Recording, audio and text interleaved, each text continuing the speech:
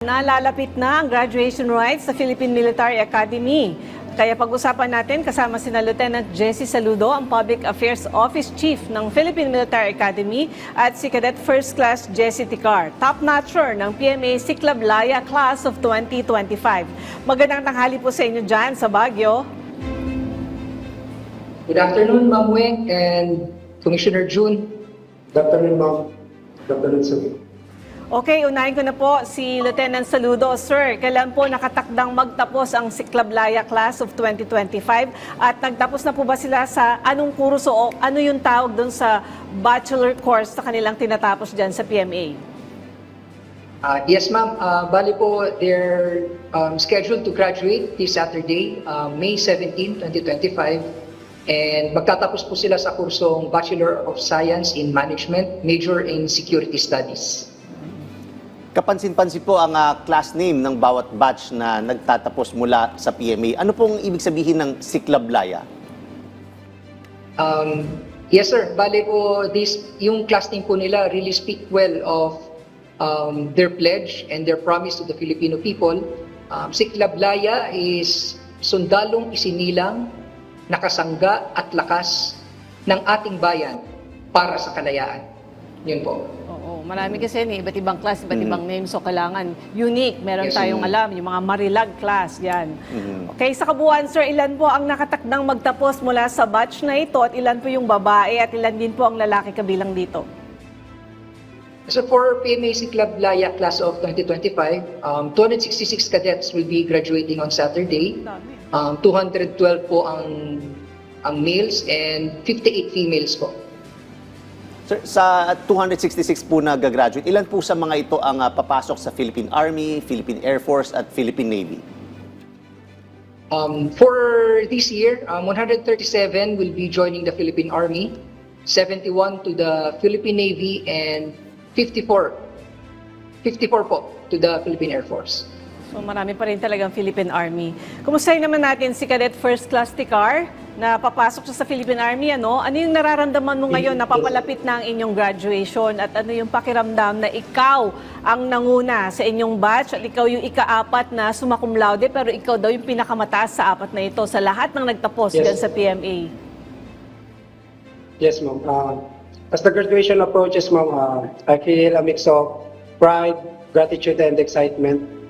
Being the valedictorian, bilang isang kadete na nagmula sa mahirap na pamilya, yung pagsubok po, yung paglalakbay po dito sa akademya ay punong-puno ng pagsubok at sakripisyo. Ngunit nakikita ko naman na ngayon yung bunga ng mga sakripisyo at nakikita ko ito hindi lamang tagumpay ko, kundi bilang isang inspirasyon sa mga kabataan na nangangarap at naniniwala na hindi hadlang ang kahirapan sa pag-abot ng pangarap. Bago po mag-PMA, ano ang undergrad course mo at saang school ka nag-college? Bakit mo na pagpasyahan ang pagpasok sa academy? So before entering the PMA, nag-aaral ako sa Polytechnic University of the Philippines, Manila, taking the course of Bachelor of Science in Civil Engineering. And napagdesisyonan ko na pumasok sa PMA, I think yung nagkaroon kami ng problema sa pamilya.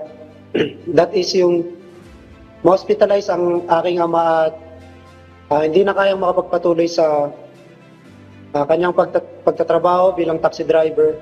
Naisip ko na kailangan ko ng tumulong sa pamilya at the same time is matapos ang aking pag-aaral.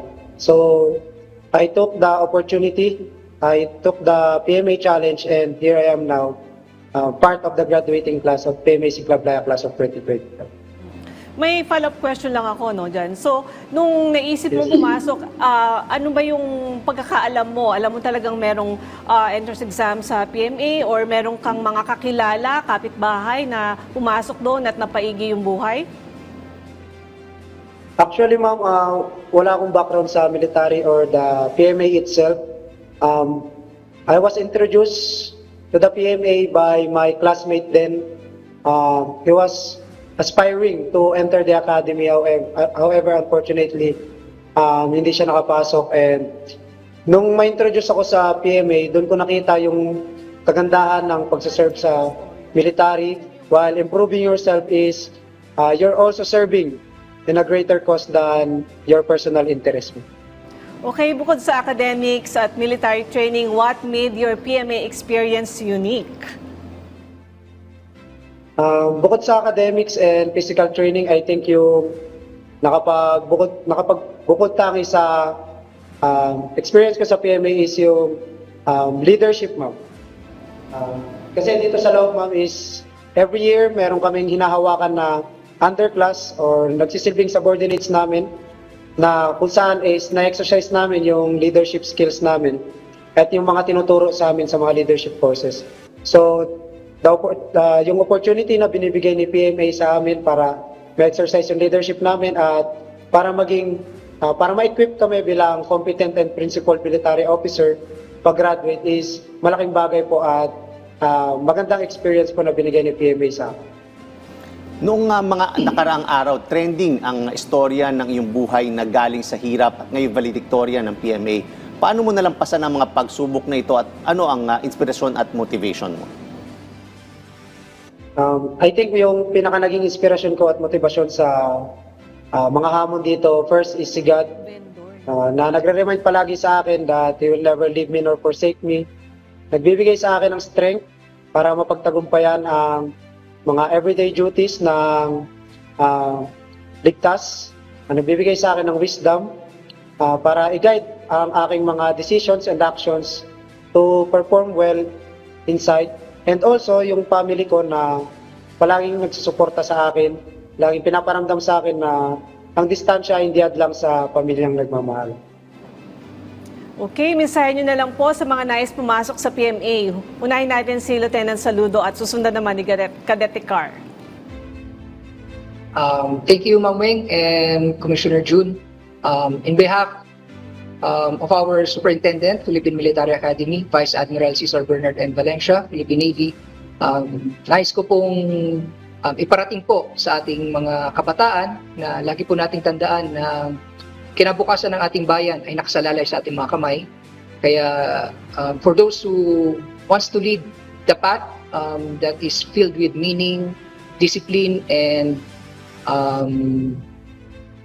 of service, the gates of PMA is open for you, wide open for you. And we are not just training soldiers, we are forging leaders of character. And ngayon po, inibitahan po namin kayo to take the PMA challenge, be a cadet, be a leader, and take this wonderful opportunity to have a free quality education and while serving our country and the Filipino people. So, as for me, sa mga kabataan na gustong pumasok sa serbisyo, I can testify na talagang mahirap, talagang maghihirap ka at susubukin ng iyong buhay at kailangan mong magsakripisyo. Ngunit gusto ko lang din sabihin na lahat ng paghihirap may reason, and that is these challenges will serve as a tool for you to improve and to get to be better. So kung merong kang courage and determination, I challenge you to take the PMA challenge. Okay. Maraming salamat po sa inyong oras, Lieutenant Jesse Saludo, Public Affairs Office Chief ng Philippine Military Academy, at congratulations muli sa iyo, Cadet First Class Jesse Ticar, top-notcher ng PMA Siklablaya Class of 2025.